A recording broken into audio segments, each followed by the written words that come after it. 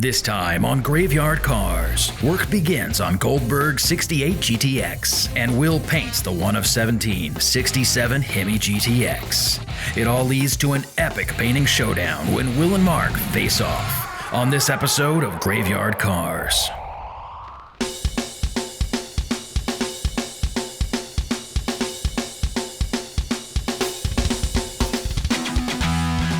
In case you missed it last time, we covered the entire history of the build on the 1970 340 Cuda. We even pondered the question, was the engine sabotaged? While the jury is still out on that, at the end of the day, we delivered one of the most epic little 340 Tour Red Cudas that's ever been at Graveyard Cars. Moving along pretty good here in the shop. I got a car to add here. It's our Challenger. I'm a little late getting this added up there. JS23 Victor Zero Bravo. Zero means it was 1970. B means Hamtramck, Michigan. V is a 446 pack. So we're gonna go 446 pack, 4-speed. It's an A33 car. That gives us the 354 Dana. And it is a V1W, which is our white top, and no stripe. That's what it looked like when it came in. It was pretty tattered. It has the original numbers matching 440 and 4-speed in it. All right, we're moving along good on this car. We got the body and paint done. It was a nice car. Frame rail wise, doors are original, fenders are original, hood's original on it. Just the back half sheet metal. We got the quarter panels, trunk floor extensions, one apron up here in the front, Dutchman panel. Rear body panel had to be replaced on it, but now we started assembling it here. That's where that one's at, and it's moving. It's moving right through the shop. It's exciting to see this car done. With our 6-pack Challenger loaded up on the progress board, it's now time to start working on the classic pistol grip shifter and 4-speed linkage. This is the original Hurst Competition Plus shifter box that the car started life with. It's not a reproduction, which they do make. This is the original that I sent to Brewer's Performance. They do a phenomenal job. Every single component, every lever, every arm, every torsion spring, everything in this thing is new, and not just clear coated or satin finished or something. This is actually replated. This is the original shifter the car started life with. 45-year-old shifter. They redid the chrome on it. This is the replicas of the original wood grain shift pattern that goes in the top. The original number 2 countersunk Phillips screws. And again, the beautiful Hurst Writing original. This is absolutely the top quality stuff in the nation. The Chrysler assembly plant, the way that they did things, if you did not have a reference as to whether the bolt goes forward or goes backwards, the rule of thumb, the general rule of thumb was the car going down the road like that, everything would impale from the front. You want to start at a car and go from the front to the back. That's not to say you couldn't turn this right around and go the other direction. They'll work both ways, but one way is correct. Any 3/8 bolt long enough to go through this cross member will hold it. I guarantee you that's the truth. The correct original one looks like this. It has 3 stampings on it, and in the middle is the TR, the washer. This is twice as thick as the average washer, and you see it has an original type of metal finish on it. The end is a self-guider. This is the correct bolt to hold the transmission cross member in place. This is the original crush style nut. Today, they put nylon in these nuts, and that nylon holds it from being able to back off. Back in these days, they put a swedge on these nuts. That's why on this side, it's an oval hole. On this side, it's a perfectly round hole. If the car's not in neutral, I can't get a neutral gate on my shifter. You know how when you get in a car and you want to find out if you're in neutral, you slap it back and forth like that, and that's the neutral gate. If you look up at this shifter and you see this little pin right here, this white pin holds the shift levers in the neutral position. I know right now that that shifter, even though I'm not up in the car shaking it from side to side, is in neutral. I need to make sure the transmission is in neutral. That's how you line up the 4-speed linkage. You can't have it in first gear and try to line it up. It's not gonna work. You see how my shaft is moving up there? I would not be able to do that if this car was in gear. This is our 3/4 shift rod right here at the front of the transmission. This is the 1/2 selector. So the 3/4 goes from the outside, the driver's side, pointing that way, because that doesn't like to go like that. Nope, I want to figure this out on camera, and so I look like an idiot. Why don't you go, no, not gonna do that. That's not gonna need to happen here. Get it out of the way so I can move around without feeling claustrophobic. why are you? These aren't helping, so I don't know why I'm wearing them. That's the stupidest thing I ever heard. My call me Charlie. We know this is our 3-4. It has to go there. That's our 1-2. It has to go there. What am I doing backwards here? Okay, I figured out my problem. These things can go a multitude of ways, but they only fall on and really fit one way. So even the old salty dog needs a little bit of refresher course. Dropping on like that, I like that. Let me get my glasses and a light. I'm a piece of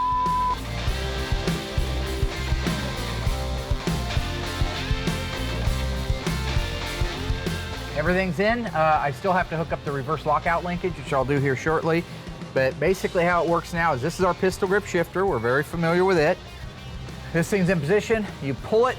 It's going to pull this lever back. That's going to be first gear. When it goes forward, it's going to be second gear. Then you're going to come back to the neutral gate. Then you're going to click over to the right a little bit and go forward. That's going to draw this arm back, back, and then this arm forward. That's going to be third and fourth gear. Go all the way over like the pattern says, to the left, up.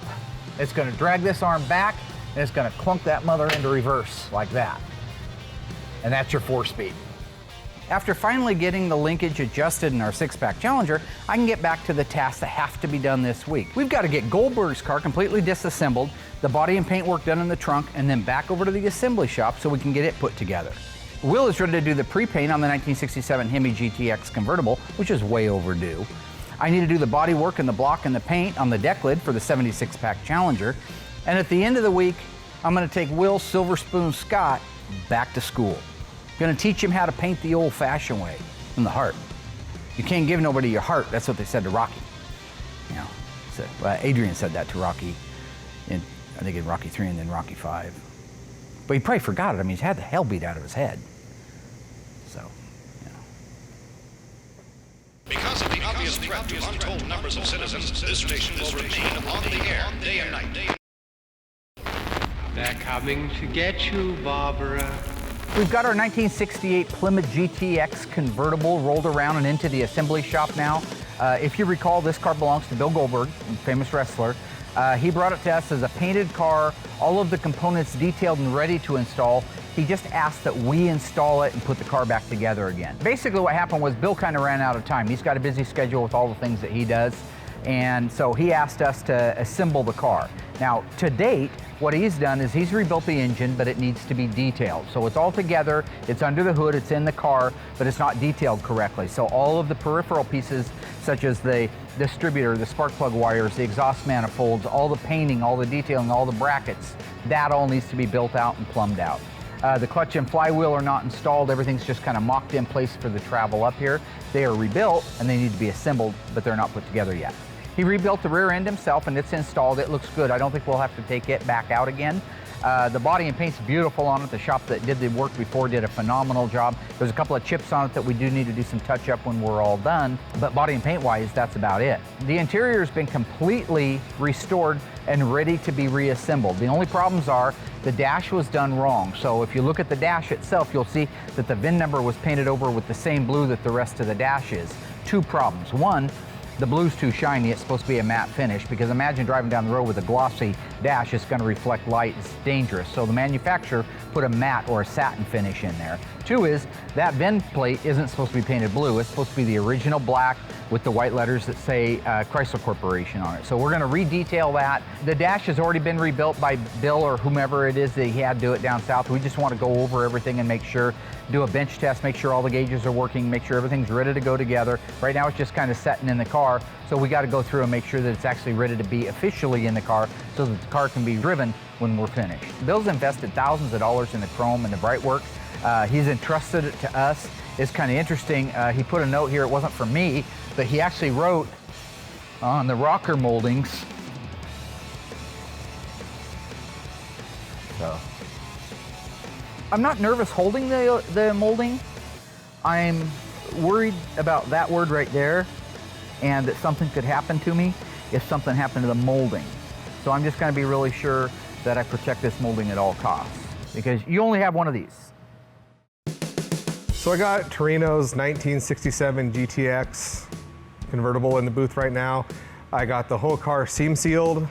on the floorboards, and now I'm getting ready to seal it and start putting my color down.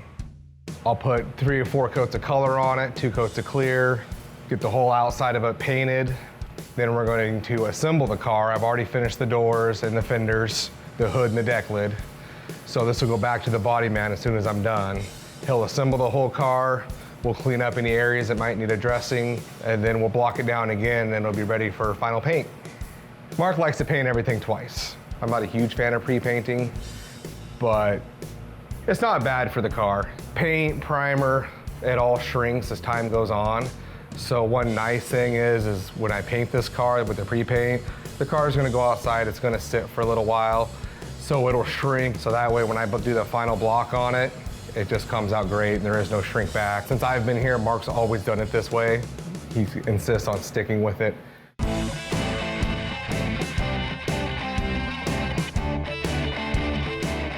It's important to do a good mask job. You know, painting, it's actually the easy part, to come in here and paint it. If your prep works really nice, then the paint job will come out nice.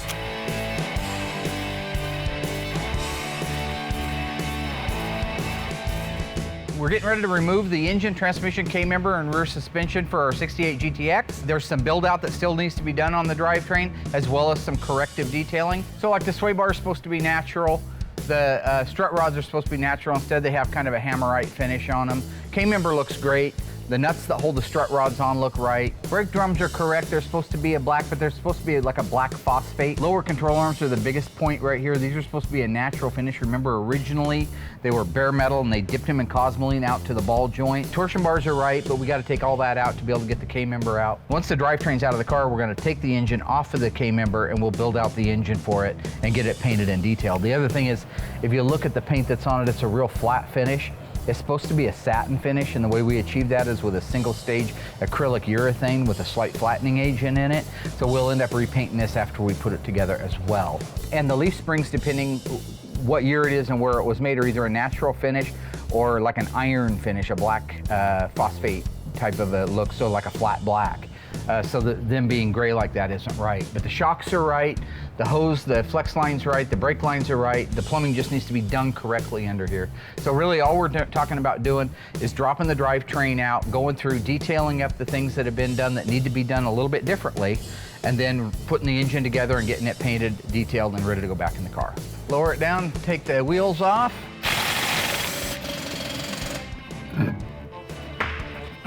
They put the lug nuts on the left-hand side of the car with a reverse thread, a left-hand thread. So see, it looks like I'm taking it off, but it's actually walking on right now. They realized in '71 that didn't make any sense. They changed it to the standard right-hand thread.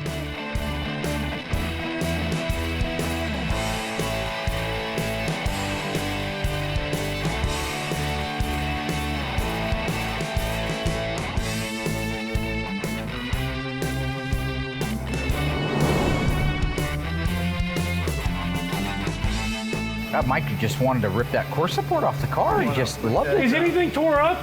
It just, why wouldn't you just let us take the torsion bars out like we always have for 57 years? I don't want to hear it. They just don't get along with anybody. That's the problem. No.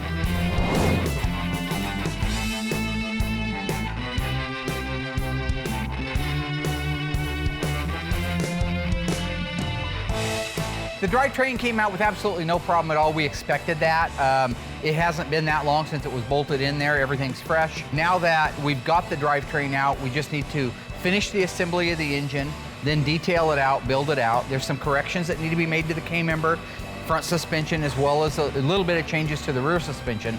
While we're waiting for that drivetrain to be built out, we're gonna go ahead and move the car into the assembly shop so we can lay everything out, start inventorying our parts, and get ready to put that car together. What differentiated the appearance of the 1967 Plymouth GTX from the standard Belvedere? Was it increased wheelbase and tire size, custom hood scoops and racing stripes, mandatory wheel skirts and body side moldings? The answer coming up after the break. The unburied dead are coming back to life. So what did differentiate the appearance between the 67 Plymouth GTX and the standard Belvedere? The answer is B. The GTX was built on the Belvedere platform. Therefore, in essence, it looked like a Belvedere. But when they added the hood scoops, the racing stripes on the hood and on the deck lid, amongst changes to the taillights and grille, it made a considerable difference in appearance over the original standard Plymouth Belvedere. This incredible story becomes more ghastly with each report. So what I'm getting ready to do is the body work on our 1970 Dodge Challenger deck lid. Just a quick backstory. This was actually already painted several times. If you look at the back side of it, you'll see that it's jammed purple, the original FC7. So what happened basically was the body man did his body work. He felt the panel. He says, oh, there's a dent there, there's a dent there. It was still lumpy, but he either couldn't feel it or didn't care, and loaded it with primer, epoxy primer. Just buried it, flooded it with it. Now, primer can go so thick, but if you go too thick, it'll split out in time. So it should have been flattened out with the filler. Filler's designed to be built up to a certain millage and not crack or fail.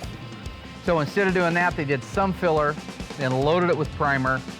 In his mind, it felt good, so he went ahead and sealed it and painted it. It just doesn't work. You end up chasing your tail. By the time we were done with this, by the time we stripped this chemically, there were at least 4 paint jobs on it and at least 4 primer jobs, plus the sealers and the base coats in between them.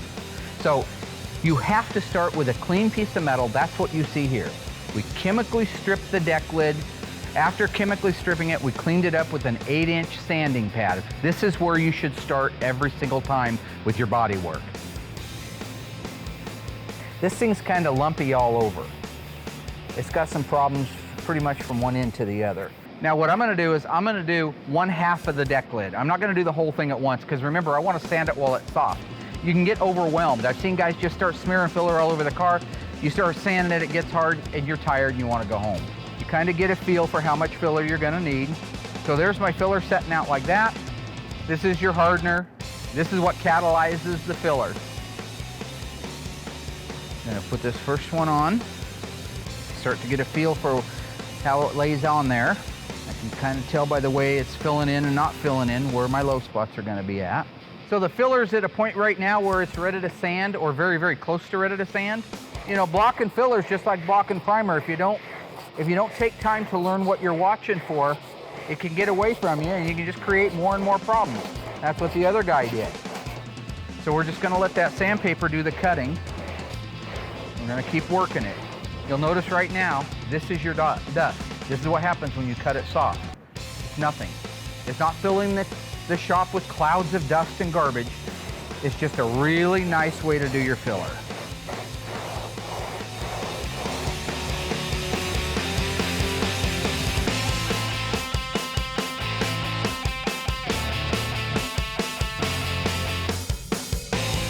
Okay, everything feels great. So I got the GTX all masked, ready for paint. I'm gonna go in there first and get the doors all jammed, and then we can hang them on the car and do the final paint.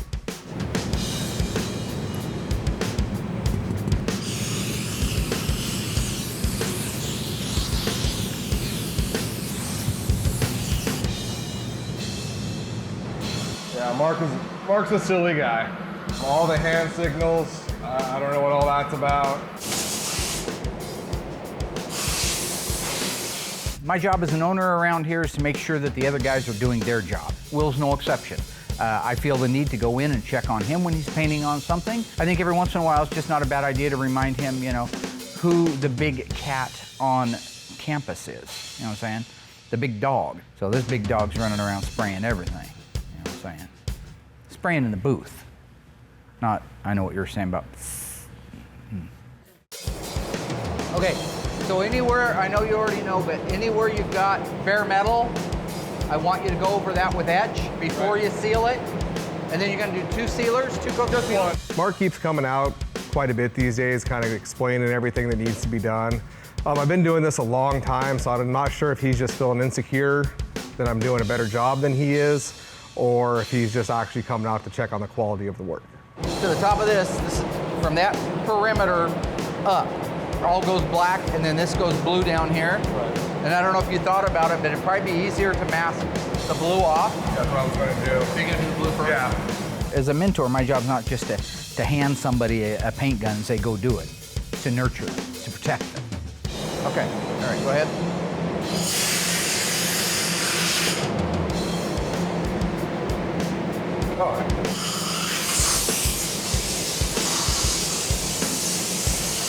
I'm Samson fighting Goliath every day. All right, they're little versions of me. They're like little Samsonites, and not the luggage. And they're fighting big things like Goliath, but not as big as Goliath. What are you doing?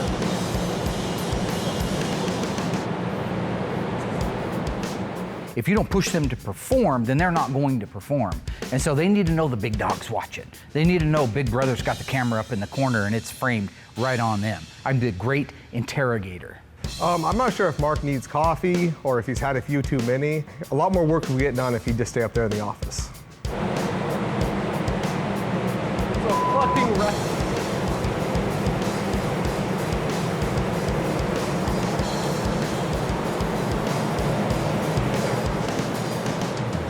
Now that I have delivered the necessary lessons to my pupils, I can get back to my job, which is the deck lid for the 1970 Dodge Challenger. So I sealed the doors.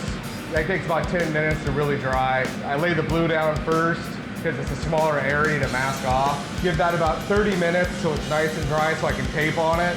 Tape off all the blue. I'm gonna lay the black down. Then right after I lay the black down, I can unmask it. Then that's where you'll have your two-tone. And then I'll give that about 10 minutes, then I go in there and put 2 coats of clear on it, and it's done. First eyewitness accounts of this grisly development came from people who were understandably frightened. The unburied dead are coming back to life. I'm working on the Hemi GTX right now, the dark blue one. So now that I got the doors completely painted and hung on the car's all masked up and it's ready for its final paint now. It's good to get a good foundation laid down first, so that way when the final paint's applied, it's like a sheet of glass. Even though I know what I'm doing, I've been doing it a long time. And why Mark keeps peeking around the window like a little mouse, little bird in your pocket, I don't know what he's trying to accomplish, but I'm doing just fine on my own. So right now I'm getting ready to go in and put my first coat of color on.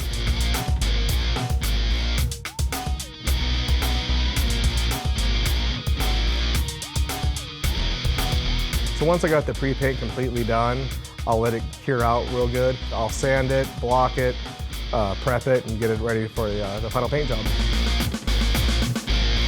This station will remain on the air day and night. This incredible story becomes more ghastly with each report.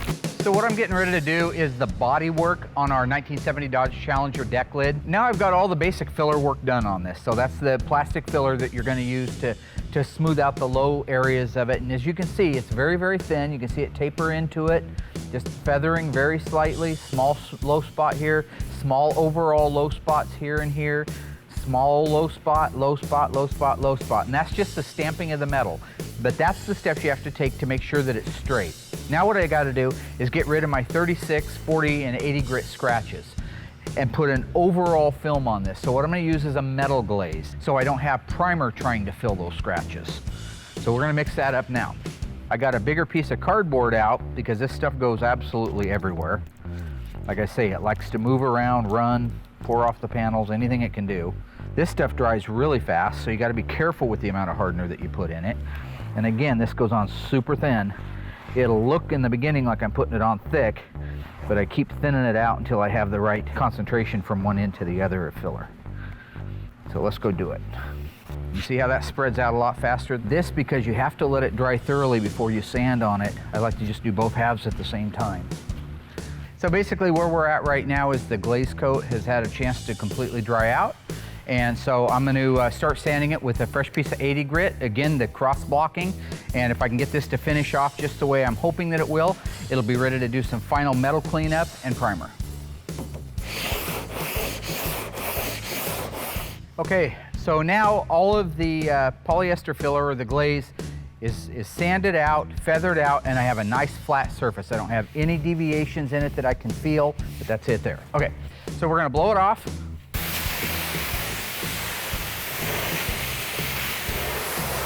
Okay, so I just mixed myself up a little DP90.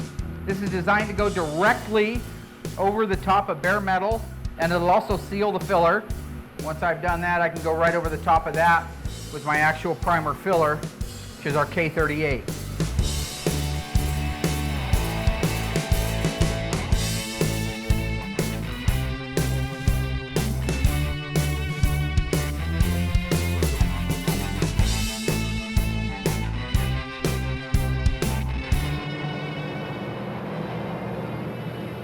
Okay. So I just put my 4th coat of urethane primer on there. That should be enough to fill in any of the sand scratches that are left. I can already see it's bridging them really nicely.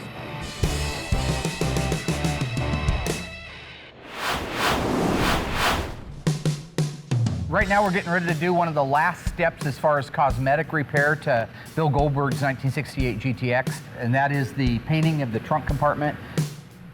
Will's getting ready to do the sound deadener on the sides of the quarters, which should have been done at the time the original body and paint was done, but we can clean it up now and you'll never know that it wasn't done when it was supposed to be. You got the pattern from? The 68 yellow GTX against the fence back there. So this is an original 68 GTX. This is a one-owner car. The guy's dad bought it brand new. We're getting ready to restore it this fall. Here you can see on the inside of the quarter panels the original sound deadener. It starts right here, goes across this middle section. You can see the ridge over here where it ends. What the sound deadener was intended to do was take some of the tinniness out of the cars from the factory. That's a lot of tin, that's a lot of steel that's just gonna resonate when you're driving down the road. That sound deadener will help that. There's some on the insides of the door, some on the insides of the quarters, then they use a different type of product on the floor. We try to emulate that look. Interesting point here. Look at how the factory did the seam sealer. It was a machine that they ran through there. Look at the size of that blob of seam sealer between the quarter and the outer wheelhouse right here. Just before we get going, I want to refresh my memory. This is a Plymouth, it's a B-body, and it's a 68. So real quick, before we spray out the product, I want to go out to the graveyard, take a look at a couple original examples, get an idea exactly where that pattern goes. This is a 68 Charger. This is our Slant 6 car. Very original car. Here, the sound deadener is just insane. They came all the way back here.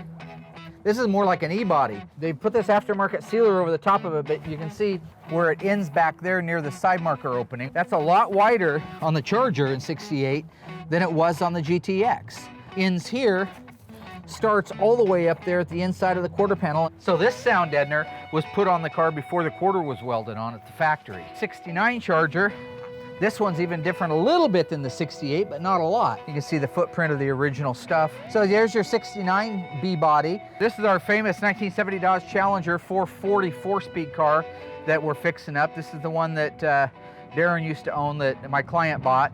Here you can see we emulated the original sound deadener exactly like a Challenger would be on both sides, and got a little more careless with the seam sealer. This is something I did about 10 years ago.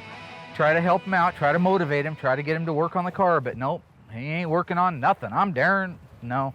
69B body Super B, very similar to the GTX, a little bit different body style because Plymouth and Dodge. Dodge is always a little bit bigger than the Plymouth. Here you got it ending here, but going all the way forward. 71 Challenger, very much like the 70 Challenger, Darren's old car. You see it stops and has a big wide swatch around the opening of the side marker, and then goes forward. That means the fact that it went forward had to be put on before the quarter panel was installed. That's the way the factory did the sound deadening material on the insides of the quarter panels. And you got your gun, you got the correct sprayable. Yep. And you're ready to go. Correct. This is where the magic happens.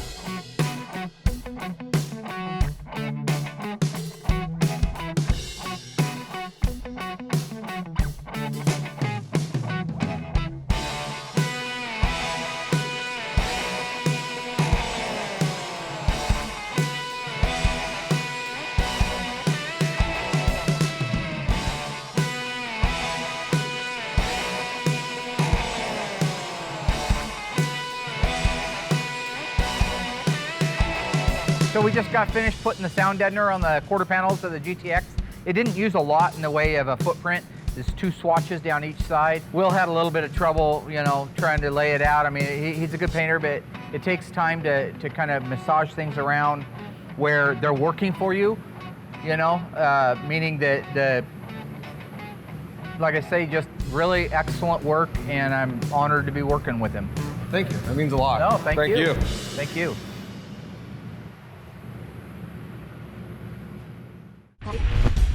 True or false? When originally introduced, the Plymouth GTX was called the businessman's coach. The answer coming up after the break. This station will remain on the air day and night, day and night. So was the Plymouth GTX in 1967 originally referred to as the businessman's coach? The answer is false. Plymouth actually dubbed it the gentleman's muscle car. It had a 440 cubic inch, 375 horsepower engine standard with the optional 426 Hemi, yet it had options available to it such as power windows, the automatic transmission, it had dress-up kits on the outside. These cars looked more like a luxury car than they did a muscle car, hence the reason they were called the gentleman's muscle car. They're coming to get you, Barbara. Just let me know when it comes in if you can. Hang on a second. Hey, we're at a standstill. Can you go down and grab us 8 of these? Oh, God. Currently, I'm waiting for Will to finish up in the paint booth. I've got the 400 Magnum and the 426 Hemi ready to paint, and I would personally like to paint those engines. Sure. Is that all? Anything else I can do for you? No, I think that'll do it. Okay, you ready? 5480. Hey, D. Hey, boss. 0610. Today's Murphy's Law Day, all right? The day I got things that I need to get done that I only have time to do, I'm getting bombarded by every human being that works here. That's it. Awesome. Thanks, sir. You the man. Yep, no. The Great Eclipse is back. Yes, Mike, I sorry. need 24 feet of chain also. You know, in a perfect world, and I know this sounds egomaniacal, I'd love to have another version of me, a clone. It's like in that episode of The Office towards the end when Ricky Gervais and Steve Carell hook up walking out of the elevator. They're peas in a pod. Not saying I'm Ricky Gervais, but I mean, obviously, if I wanted to be. So. 60. Okay, let's start over. 5480. Hey, boss.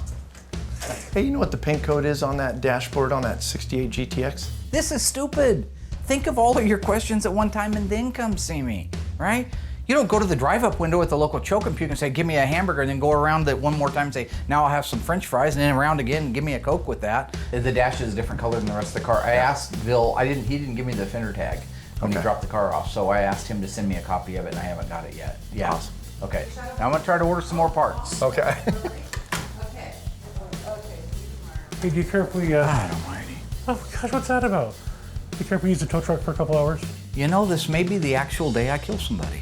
Talking to your dad. For what? For what? What? To move some stuff for Alyssa. Yeah, that's what I'm here for. Help her move. Yep, he said no problem. Okay. Said Yeah. it's his pleasure. I want diesel put in it. All right, and he wants some fuel put in. I want as much as you're. No, nothing. He was just being dumb. I'm talking about the kind of stuff that, you know, investigation and discovery. You just start putting body parts in mailboxes all over town. You know, you've got mail. You know. What's up, Manson? Hey, boss. You remembered. Yeah. Did Gar's seat upholstery come in yet? Seat covers, do you know? All the seat kit, yes, they're here. They're upstairs in the parts room, way back by Tony's Parts, tucked in the corner. Okay. They're cool. all here. Yep. Thank you. Yep. Something figured out if you would have went up there and looked. So right now I've got the whole car all long blocked in 320. Mark and I last night fitted the doors, the fenders, got everything aligned properly. So we're doing the final block on it now, scuffing out the jams. And then when I take it outside to wash it and get all the dust off it and whatnot, that's when I'll do my wet sand with 600. And then it'll be ready for color. I'll have it back over to Dave in assembly within the next 2 weeks, fully painted and cut and buffed, ready for him to put together. The car came here just to get freshened up on the body and paint, and that was it. So the assembly should go real fast. Emma Marie Rose, you're next. Emma Marie. Oh, yes. Hello there. How may I assist you, young lady? I want the pink. Oh, your fingernails? And I want to leave these ones on, and I just want the pink on this one. Paint all of them because You want me to paint them for you? I could probably do that. Do you have paint? Oh, look at you go. You are ready for Grandpa. I like it. Okay. So right now, I'm working on the 67 convertible GTX. I'm getting ready to go in and start putting my color down. Color's actually dark blue. So when I go in there, I'll get about 6 coats of the color on it and then finish it with 3 coats of clear, and then it'll be good to go. Okay. FM3 Panther Pink Moulin Rouge. This is Minnie Mouse paint. Okay. Oh my goodness, let's try it here. All right, let's see what we can do. Oh goodness, those are little fingers. Now I can paint a car. You'd think if Grandpa could paint a car, he probably could paint a fingernail. Let's give it a shot.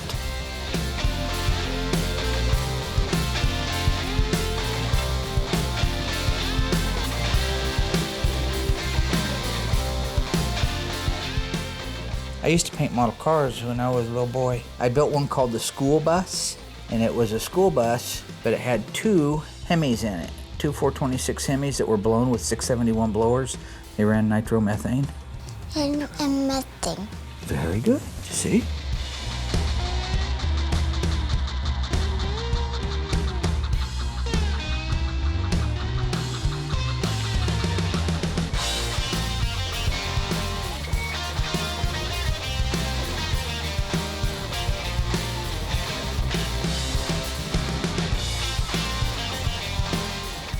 Boy, those are little tiny fingers. Sure, it's not the best, it's not the greatest. I never said I was the greatest fingernail painter in the world. Let's blow on those for a second. They kind of turning red a little bit. I'm not sure they're FM3 Panther Pink Moulin Rouge, which only 2% of all Chrysler muscle cars were painted that color. Did you know that? Mm-hmm. Yeah, that's a very rare color. Why don't you go show your mama and your grandma? Grandma, look. So right now I've got 6 coats of color on it. I'm giving it about 15 minutes to finish drying.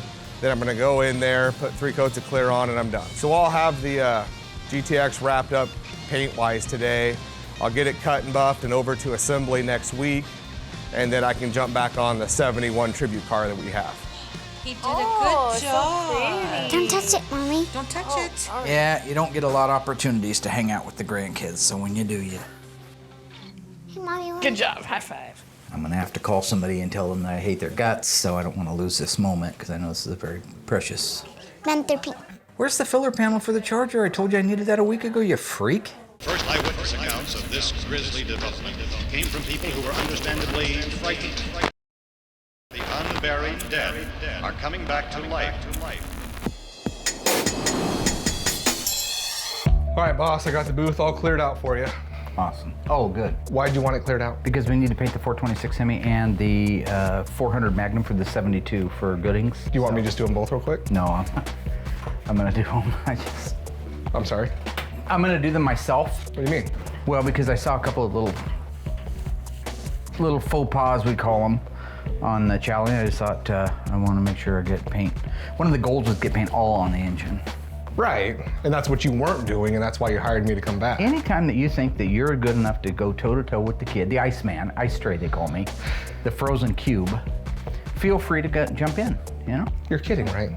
You want to take on the kid? Is that what this is? You're laying a gauntlet down? You want to take on the kid? You want to take the Iceman on, the Ice Tray? The young guy on the campus, you know, is always looking to knock the quarterback off the team, and so, you want to take me on? You want to go toe-to-toe with the kid? Anytime. We're gonna go out there, I guess, and do some paint off Top Gun thing. I don't know what that means yet. You go out there to paint the engine. I think what you're going to end up doing is going back to school.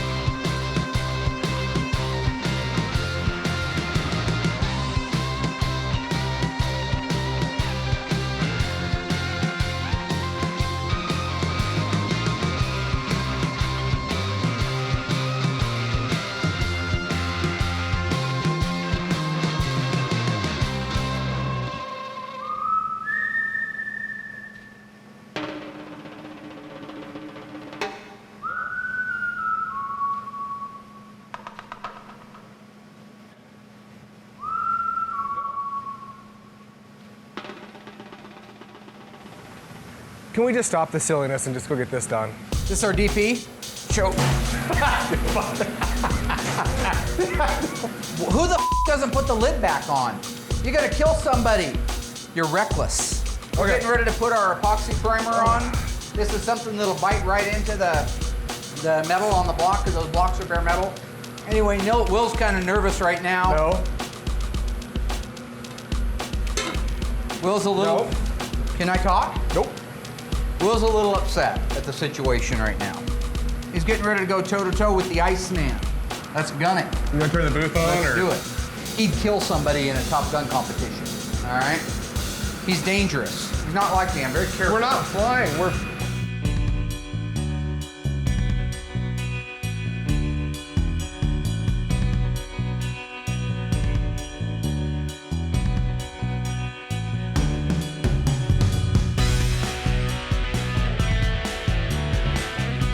So the first hop went pretty well. He missed a few spots on his doing the epoxy, but that's one of the things that the No, actually, I got all mine. You were getting ready to call. He was done, so I jumped over there, got his wrapped up. No, I and then saw you after start. I was done wrapping his up, I came back over to finish mine. He was pulling his mask off. You never pull your mask off before you land. You were in there talking with it all. Okay. Epoxy on everything. Right, and I see where you missed it all over yours. Got it all So fine. that's what I'm getting right here. Looking good on my Don't worry. No, nowhere near.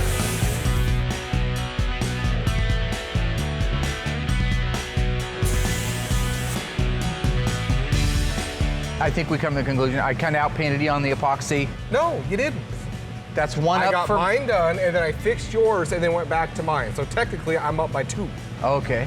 It's I time live- for somebody to go to Yes. school. Okay, getting ready to mix up some colors. I gave him the real easy one that covers really well. Nope, you gave me the dog one. Okay. See, anybody can hold a paint gun, okay? It's about looking cool when you're doing There it. isn't one thing about looking cool that you're doing right now. Okay. As I get ready to give Will a lesson in painting engine blocks 101, it's a great opportunity for me to reflect as well just how blessed we've been at Graveyard Cars and what a great week we've had. We got all the paint and the body and the cosmetic work on Mr. Bill Goldberg's 1968 GTX convertible. It is now ready to come back over to the assembly shop and get put together. I got all the body work done and the primer on our deck lid for our 70 Challenger. Will did a great job painting the 1967 Hemi GTX convertible for Mr. Torino. And probably the most rewarding part will be here very shortly as I walk around with a Top Gun trophy, you know, just like in the movie, right? So the list for the alternates is in the ladies' room. It's a classical reference right there, back to Top Gun. So I had a good week this week. I got the GTX all painted, getting ready to roll it over to the area before I start the cutting and buffing.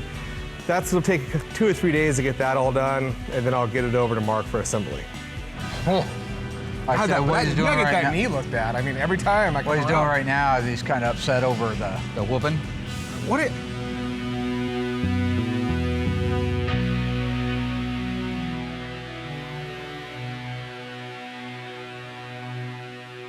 Next time on Graveyard Cars, Mark teaches Alyssa to document and prep 3 cars for disassembly. The team installs the 400 Magnum and the 1972 Dodge Charger, and Alyssa commits a crime that Mark may never forgive. Coming up on the next episode of Graveyard Cars.